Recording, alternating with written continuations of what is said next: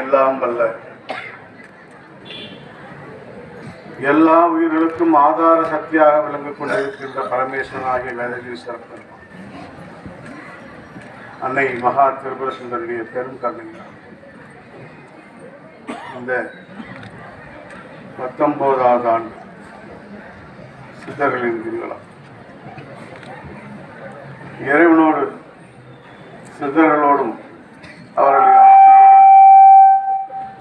தற்போது நடைபெற்றுக் கொண்டிருக்கிறது. யார் இந்த சித்த பெருமக்கள்? சித்தர்களுக்கும் நம்முடைய வேதகிரீஸ்வருடைய மலைக்கும் என்ன தொடர்பு? நம்மோடு வாழ்ந்து பயணித்து இந்த உலகில் எப்போதும் உலக மக்களுக்கு நன்மையே செய்ய வேண்டும் என்கின்ற பெரும் கருணையினால் தன்னுடைய உடலை மகா யோக நிலைக்கு உட்படுத்தி மகா சித்தனாக எப்பொழுதும் அழியாத வேறுபட்ட மக்களே சித்தபெருமான். அந்த வகையில் அகஸ்திய பெருமான் முதல் சித்தனாக விளங்குகின்றார். அகத்தியர் அவருடைய பெருமைகளை பற்றி சொல்வதற்கு வார்த்தைகளே இல்லை. உலகத்தில் இருக்கின்ற அத்தனை நாடுகளிலும் அகத்தியருடைய கால் தடம் பதியாத இடமே இல்லை என்பதுதான் உண்மை. இந்த உலகத்தில் கோடிக்கணக்கான எண்ணிறந்த சித்தகணங்கள் இருந்தாலும் பரமேஸ்வரனுடைய கருணையால் பரமேஸ்வருடைய திருமணம் நடக்கின்ற போது தென் திசை தாழ அந்த இடத்துக்கு அகத்தியனை அனுப்பி இந்த பூமியை நிலைபெறச் செய்த அற்புதமான நிகழ்ச்சி நடந்தது. திருக்கைலாயத்தில் திருமணமும் பொதிகை என்ற இந்த கஷேத்திரத்திலே அகத்திய முனியுடைய கால் தடமும் பதிய உலகம் சமநிலைப்பட்டதாக நம்முடைய ஆனந்தமயமா சித்த பெருமக்களுடைய கருணையா இந்த புராணமானது சொல்கிறது. ஒரு உலகத்துடைய புவியீர்ப்பு தன்மையே சமநிலைப்படுத்துகின்ற தன்மை வாய்ந்த மகாகுரு அகஸ்தியர் இன்றைக்கு மலையிலே இந்த நாளில் அவர் கோரக்கூரோடு சேர்ந்து பூஜிப்பதாக இது. சித்தர்கள் எதற்காக இறைவனை பூஜிக்க வேண்டும்? ஆண்டுக்கு ஒரு முறை சித்தர்கள் இந்த மலையில் தோன்றி இறைவனை பூஜிக்கிறார்கள். அவ்விதம் பூஜிக்கும் போது பெரும் கருணை கொண்டு இங்கிருக்கின்ற மக்களுக்கெல்லாம் நன்மைகள் செய்ய வேண்டும் என்கின்ற எண்ணத்தில் இவர் வருகின்ற நாளையும் நேரத்தையும் நமக்கு அறிவிக்கிறார். ஜீவநாடிகள் என்பது எழுதப்பட்ட ஓலைச்சுவடியில் இருந்து ஒளி வடிவமாக தோன்றுகின்ற எழுத்துக்கள் மூலம் செய்திகளை சித்தர்கள் உரைக்கிறார். எத்தனையோ கோடி மாந்தர்கள் இருந்தாலும் இந்த நேரத்தில் இத்தனை நபர்கள் மட்டும் இத்தரத்திலே இருக்க வேண்டும் என்று அவர்களால் நிர்ணயிக்கப்பட்டிருக்கிறது. சித்தகணங்களை எல்லாம் நாம் பார்க்க முடியுமா என்று எல்லோரும் கேட்பார். நாம் பார்ப்பதை விட அவர்கள் நம்மை பார்க்கிறார்கள். அதற்குத்தான் நம்மை இந்த தருணத்திலே அழைத்திருக்கிறார். இங்கே இருக்கின்ற மக்களுடைய உள்ளங்களில் பல ஆயிரக்கணக்கான எண்ணங்களும் கவலைகளும் இருப்பு என்பதை நான் அறிந்திருக்கிறேன். சொல்ல முடியாத சில சங்கடங்களை எல்லாம் வைத்திருக்கின்ற மக்கள் இங்கே இருக்கிறார். பிறந்து விட்டோம், பிறந்த இந்த வாழ்க்கையை எப்படியாவது கரையேற்றி தன் மக்களையும் தான் சார்ந்த குடும்பத்தையும் காப்பாற்ற வேண்டும் என்கின்ற எண்ணமே அதிகமாக இருக்கு. வரும் காலகட்டத்தில் தர்மமானது மெல்ல மெல்ல குறைந்து வருவதால் எப்படித்தான் பொருள் செலவு செய்தால் இருக்கின்ற நிலையிலிருந்து எங்களால் மீள முடியவில்லை என்று சொல்கின்ற மக்கள் தான் அதிகம்.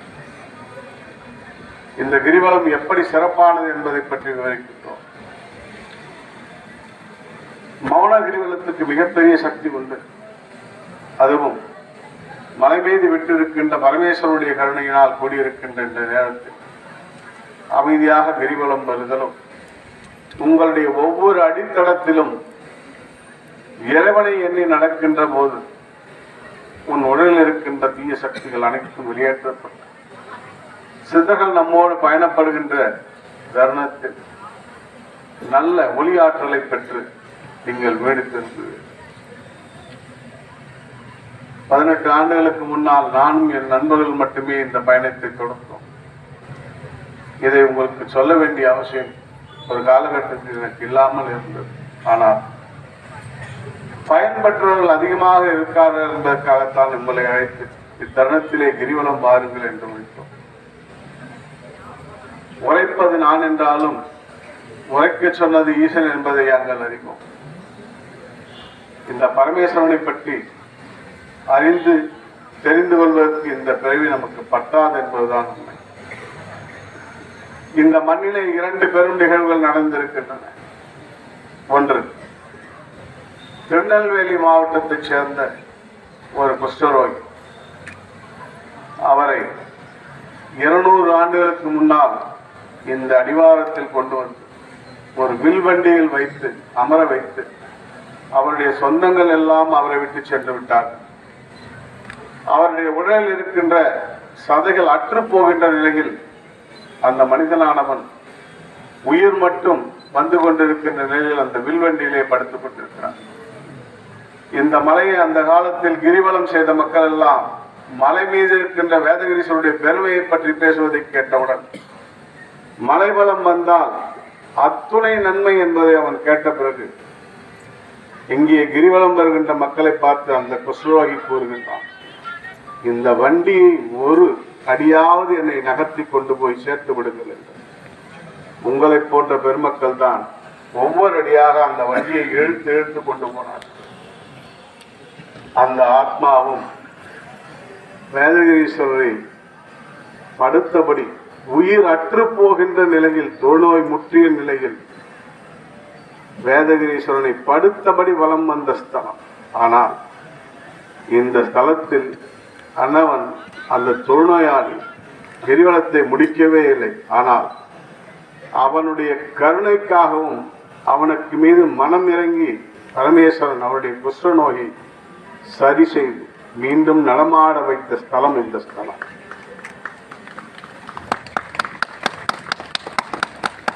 இது நம்முடைய புராணத்தில் இருக்கிறது. அதில் ஒரு அற்புதமான நிகழ்வு அவர் பாடியது கழுகாசல சதகம் என்கின்ற பெயர். மலை மீது இருக்கின்ற ஈசனுக்கு கழுகாசலமூர்த்தி என்று பெயர். கழுகும் அசலமும் சேர்ந்த மலை நம்முடைய மலை. ஓரிடத்தில் ஒரு தாசிக்கு நீ சென்று இந்த மண்ணிலே நீ புண்ணியத்தை கொடுத்து மோட்சத்தை கொடுத்தாய் என்று அவன் பாடுகின்றான். நான் நிற்கின்ற இடத்துக்கு நேராக இருப்பது முத்திகை நல்லாங்குப்பம் என்கின்ற ஒரு பகுதி இன்றைக்கும் இருக்கிறது. அந்த பகுதியில் இருக்கின்ற என் அன்பு சொந்தங்கள் அனைவரும் இன்று சுவாமியை தோல் மீது தூக்குகின்ற பணியை செய்கிறார்கள். அந்த இடத்தில் ஒரு பெண்மணி பிறந்து அவள் தினமும் மலைக்கு சென்று இறைவனை வழிபட்டு இருக்கின்ற நேரத்தில் தொடர்ந்து 1 வார காலம் மழை பெய்ததால் இறைவனை காண முடியாமல் தன் வீட்டு முற்றத்தில் அழுது உணவருந்தாமல் நான் உயிரோடு இருந்தால் உன்னை காண்பேன் என்று புலம்பும் போது அவருடைய வீட்டுக்கு சென்று வேதகிரீஸ்வர பெருமான் முற்றத்திலே காட்சி கொடுத்தான். அப்படிப்பட்ட பெருமை வாய்ந்த சுவாமி. இந்த சுவாமியை பற்றி அந்த குஷ்டரோகி என்ன சொல்லி இருக்கிறார் தெரியுமா? பாதி பாட்டு தான் நீங்க பாடினீங்க, உடனே நீ முற்றத்துல போய் காட்சி கொடுத்துட்டே வேதகிரீஸ்வரான்னு சொன்னாங்க. இந்த கழுகாசல சதகத்துல 11வது பாட்டு